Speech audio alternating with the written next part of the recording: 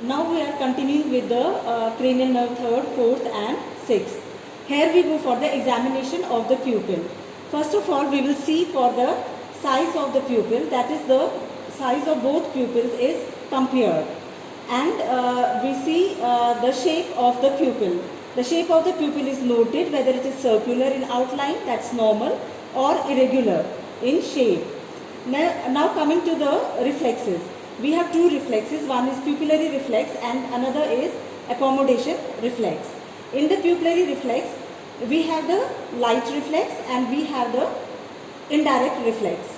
So in the light reflex, we need torch here, and what we have to do, we ask the subject to sit in a shade, then we ask the subject to cover his one eye. We will test the eye separately.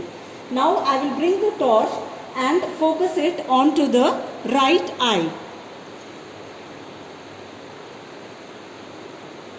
Okay, there is the, what we will observe, there is the constriction of the pupil of the right eye. Similarly, we ask the subject to cover his right eye, and now we will check for the left eye. Again we will bring the light from the side and focus it onto the eye.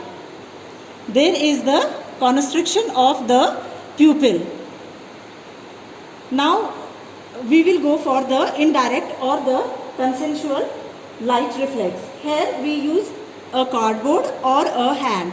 I will place my hand in between the eyes, and then again we will look for the reflex.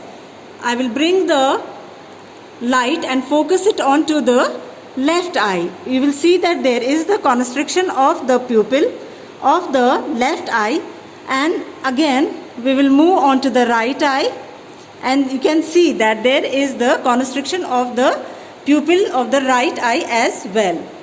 Similarly, I will put my hand here and bring the light, focus it onto the right eye.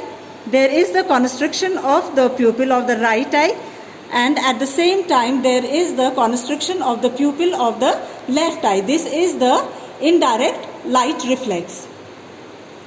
Now for the accommodation reflex, what we have to do, we will ask the subject to look at a distant object, and then we will bring the index finger, I will bring the index finger of my hand very close to the eyes, that is to a point midway between the two eyes, and just up to the tip, and ask the subject to immediately look at my index finger.